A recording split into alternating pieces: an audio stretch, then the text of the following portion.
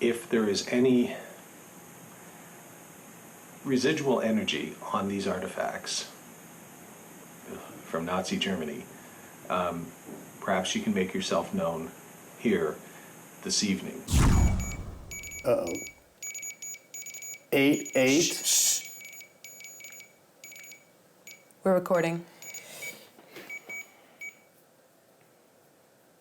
That was Morse code. That was Morse code. Was somebody trying to communicate with us because of 88? Oh my God, I know where you're going. What? 88. Shh. 88. Shh.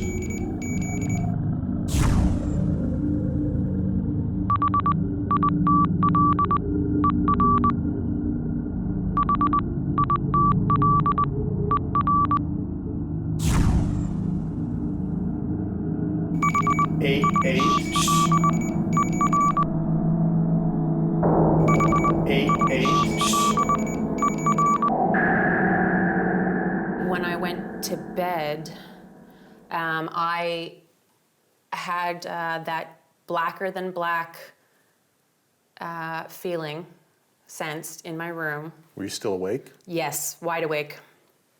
And again, sometimes you're like, okay, mind, you're playing tricks on me here. But no, I could see out of the corner of my eye the room, and it was very, very dark. So were the lights off in the room? Lights were off. I was just going to bed. And blacker than black, like that jail cell darkness that I'd seen before. And I had an overwhelming sense of dread, and I was terrified. I was terrified, like little child can't look under my bed, terrified. I couldn't move in my bed. And I know you can fall asleep and have things where you can't move, but no, I was afraid. But I did a quality control check, and I said, look, go next door, just say hi to Dylan. Unease may be a little light of a definition to what I felt in here. How so? Like I saw something. In the room? In the room. Actually in that room. Whoa. And it was... Like what? The blackness that Holly saw, or? It seemed like it had horns.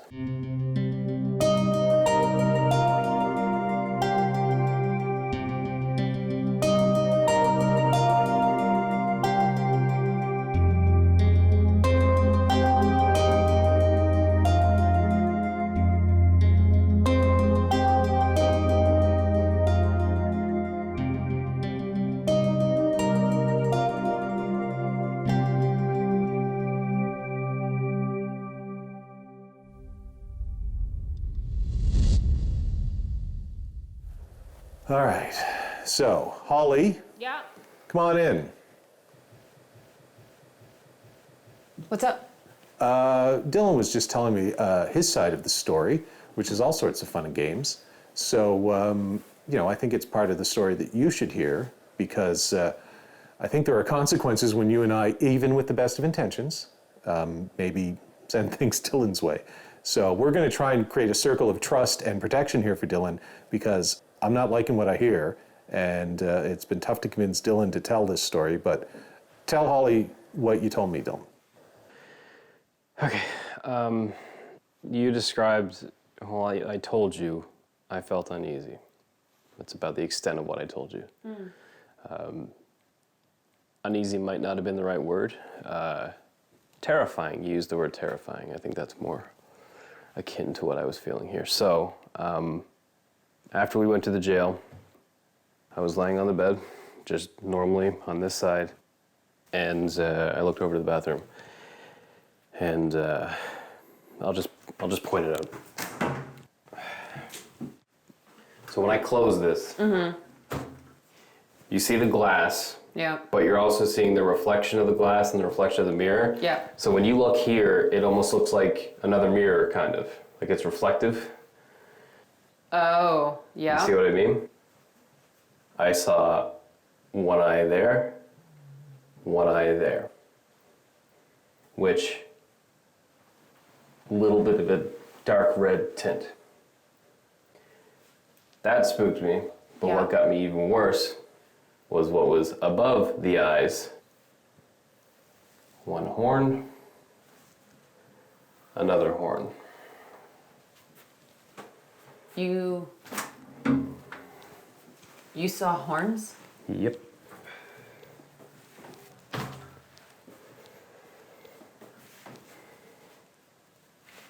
And there's a mirror in here. Yes. So you could have actually seen something reflected on this side into that space. I hadn't thought about that until now, but yeah. Potentially.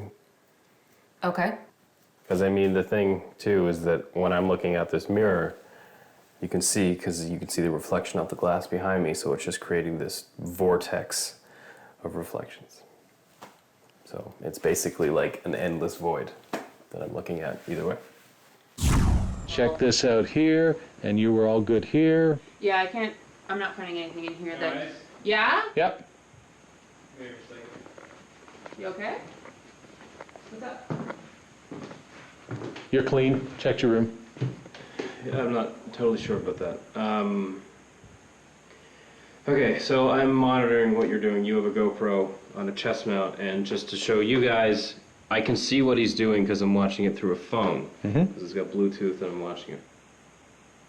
So when you went into my room, you took the K2 meter and you put it up against where I saw what I saw. In the bath, I walked into the shower and went.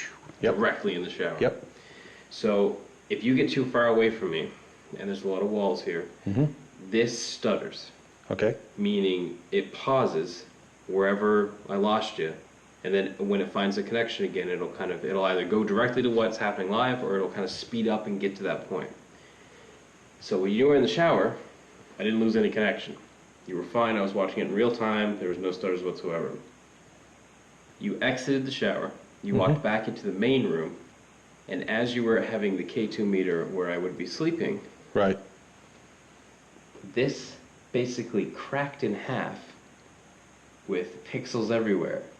In the bottom half was right where you had the K2 meter up against the wall in the shower. It showed you a split screen at 2 different times? For like 2 frames. There's no way they would have went back in time to show me what we already caught up to. So we might have time traveled or something. I don't know. I just find it weird that the one time that happened, and I've never seen that crack before, like it was basically like it was digitally, Right. like 2 shots overlaid with one another. So And it went directly to the point where you had it on the wall. So what you saw, crack sort of down the center, and one side one thing, one side what had been there just a little while ago. One side where I would be sleeping, one Right. side Where the exactly where I pointed out the eyes and the horns. Still reeling from the experiences of our investigation at the Western Counties Military Museum the night before, and the revelations afterwards by Dylan and Holly as to what they encountered at the house in which we were staying, the haunted team left Yarmouth the next morning and traveled south to Cape Sable Island, perched precariously on the very edge of the Atlantic Ocean. We crossed the causeway that connects the island to the mainland and made our way to the historic fishing community of Clark's Harbor, where we were scheduled to investigate the Seaside Heritage Center. A 3-story building constructed in 1895 for the Independent Order of Oddfellows, the center now serves as a museum in the summer months and home to a haunted house attraction in October. But while the ghouls and goblins of Halloween were fictional, the center was also well known as a place where a number of people had actually experienced strange paranormal events, including reports of the ghost of a young girl. But as the sun set on Clark's Harbor and we began to prepare for our investigation, our attention wasn't focused on the experiences of other people, but rather on our own, as Dylan, Holly, and I argued about what had happened not only over the past 2 days, but during the entire course of our month-long journey of investigating haunted locations along Nova Scotia's South Shore. So I wanted to talk to you about our conversation the other night regarding what happened at the captain's house the first time that we were down in Yarmouth? The thing that I saw, felt, everything. So I'm feeling really badly about this. And the reason for that is because I completely thought that what I was experiencing, even though I was afraid, I didn't think that whatever it was frightening itself, if that makes any sense. I had no idea that it would hit you like that. And I'm really sorry about that. It's not your fault. You didn't know what it was. I mean, I didn't expect to come back from the first night after the jail and feel that. So, I mean, it's... You felt it the first night after the jail? The first night we got there, I kind of felt uneasy, but it was after we finished our jail investigation that that was the night I didn't sleep. The second night was the night that you saw the face with the eyes and the horns? Which is the night that you saw it, right? No, it was the last night for me. Okay. I thought for sure it was the second night. So I saw something with red eyes and horns a full night before you saw something in your room. yeah, it was the third night. It was the last night because it was after we had been at the jail doing the extra footage, which was the last night, and that's when I had that experience in my room. So That was the third night. it doesn't make sense that you sent anything over. I think something may have followed us from the jail. Oh, So you mean like... wait, why are you both looking at me? Hold on. So I mean, like when Paul decided to be friendly that night and allow something to leave the jail. So 10.1. are you freeing a trapped spirit? Here's hoping. That's what's happening here? Otherwise, I'm unleashing hell on earth. Yes, to which- haunt others or to just to There it is. 10.0. So I said that the deal was if you could get it down to 10.0, as far as I'm concerned and as far as Holly's concerned, you're free to go, sir. That was the night that you had that experience. Yep. And we looked at the footage later, and it's our only file that is 6.66 gigabytes in size. That could be a coincidence, but I mean, out of the probably 2,000, 3,000 files we have, that's the only one. Let's not lose track Yeah. of the fact Holly was still intending to send something over to your room. I thought we were not blaming. Okay, hold on, I got a thought here. Yep. It's occurred to me, and I'm not thrilled about the thought. Dexter Stavern. Uh-oh. Yeah. Yeah, uh-oh. You possibly We talked about this. invited something out, possibly opened a portal, as you put it. I'm sure it's a benevolent spirit or whatever is down here, but I did mention something about demons and other things, maybe potentially opening the door to them. That was a mistake. I realized that in hindsight, and I sort of realized it at the time. What if we think we're dealing with a bunch of different spirits, but we've been dealing with one from Dexter's? And every single time that we think we're giving our energy or whatever to this, we're just fueling one. Constantly feeding it. Yep. So when Paul was letting something out and the temperature was going down, that was just throwing more fuel to the fire to whatever needed the energy. And then that night, we got our first basically visual, at least for me, confirmation. Right. Or what if we were dealing with what Holly let out in the cemetery when she said some spirit could come possess me when we were at the Queens County Museum? And then later that night, ooga booga booga with Holly and a whole bunch of other weird stuff went on. If you want to possess Paul temporarily, you know, on film, Couple of minutes. that is okay. but no harm. There will be no harming of cast or crew. Nope. Won't have it. Yeah, no harming. But you are welcome to communicate. You are welcome to talk to us. That's communicating. You're welcome to possess Paul for a short period of time. You were going to hell for that. And now it seems that no one else is really having these things except me when we're off location. So I don't want to throw the blame game, but both of you Oh, snap. haven't helped the issue. I don't know what we're dealing with here. I think tonight maybe it'd be a good night to see if we can get some more understanding, because I'm getting a little uneasy again. I don't like that feeling. Fair enough. So perhaps we We're bad people, Holly. work together as a team, A team? you know? Yeah, okay, I guess we can do that. We can try. All right, This is, look, the camera's shaking up and I down. see that. Yeah, sounds like a good idea. All right, group hug. Aww. Yeah, Let's hold off on that until maybe we're done the investigation. I think Dylan's mad. Well, Yo, I think we both faux pas. Ah, come on, you sent something to him. So did I. yeah. I Come on. did do it.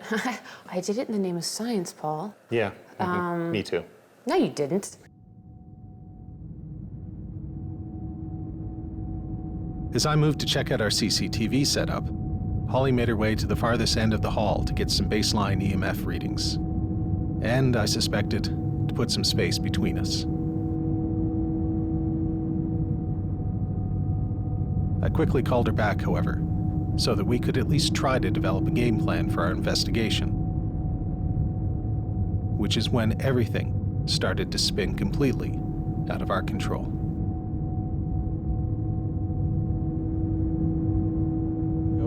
Bring the GoPro up or some such. Do you want us to walk this direction? What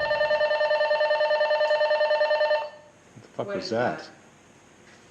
Pardon my French, you know. I got it on my side, I didn't touch it. I don't have one. I didn't touch that. I don't have one. I have it by my side, there's nothing that sets it off. You've Mine's gotta right push it. here. And there's the one there. And Mine's there's- right here. So someone just pressed the call on one of these walkies. There's one right here. or and something. Where's the It's- fourth one? One I here. have it in my hand, Oh, you have it. but it was on my side and I wasn't even touching anything over here. Did you touch the chair with it? No, you have to press like a button down. Like I'll show you what I The have call to do. button is on the front. Yeah. Like I have to You have click to that press really this hard. button right there.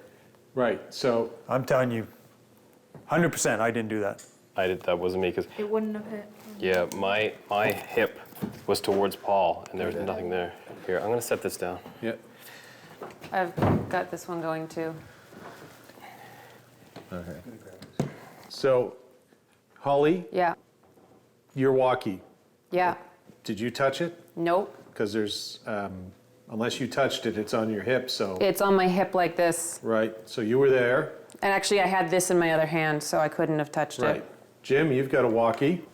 I have, same thing, I have mine on my hip and I wasn't anywhere around it and the button's at the front and you've got to physically push it in to set it off. Dylan. I've got one, but I will show you where I was when it went off. I was standing right here because I was getting behind the chair to go somewhere else. There's nothing that could have touched that. And the fourth one, and I was sitting right here, and actually the camera, the CCTV camera will, I was just sitting next to Carly. The fourth one was right here. I would have had to reach out, and I don't even know what you pressed, but what do you press? The side thing? It's the front button. This one. No, sorry, the call. Oh, I would have had to press this. And that's what we heard Out of nowheres, out of nowheres, out of nowhere. out of nowheres. Out of nowhere. Oh. Oh, it's warmer up here. That's nice. So which way? Right straight down the hallway there. Towards the dollhouse? Yeah. Left or right? Is the doll in the crib? Which one? Oh my god. There's a bunch of dolls in here. Wait, where's... Can you pick up the one with the dress kind of up? What about her? And can you aim it towards the camera? I can. Okay, so when we came up here, that doll, the first time was up. Yeah. She fell. Before we came back downstairs, Paul propped her up again, and now she's down again. What? Yeah.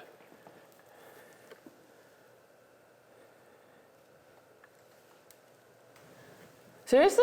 Yep. Because that looks like it fell off. Yep, that one was up here. I have You video have footage. footage because I walked through and I did the whole thing. Hey, Paul. New fun thing to do? Oh. What? That doll? We checked. We checked if it was like sturdy and it moved. I wouldn't mess around with that shit. Okay, Chelsea's very upset and angry. Guess I don't need that. You were the last person to leave? Yep, How did you leave the doll? we propped it back up. Okay, you propped it like up onto the thing. Yeah, but it was like this, It was like by its shoulder, yeah. something like that. Yeah, kind of like that, I guess. Yeah. That's the way, what? So you left it like that? Yeah, walked out the How door, did it tweaked go? my knee. Well, we found it like, okay, that's not how we found it. We found it like this. Actually, just like that, right in the middle. I didn't know how you guys had left it. Yeah, we found it just like that. The only way it would fall, oh darn it, is if you move this, I think you can see this, basic physics, it's can fall backwards. Doesn't sound great.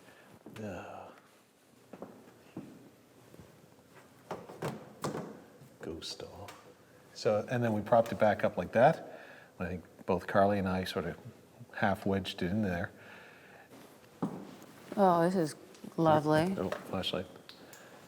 Thanks, I'll take that. Oh, where is it? Right here? Yep. Does that look right? All right. Not happy. Not happy. Hate dolls. Yeah, I don't like dolls either. That's a really creepy one too. Yeah, someone drew on its face. Well, I guess that's part of the, the haunted house, but that's bad.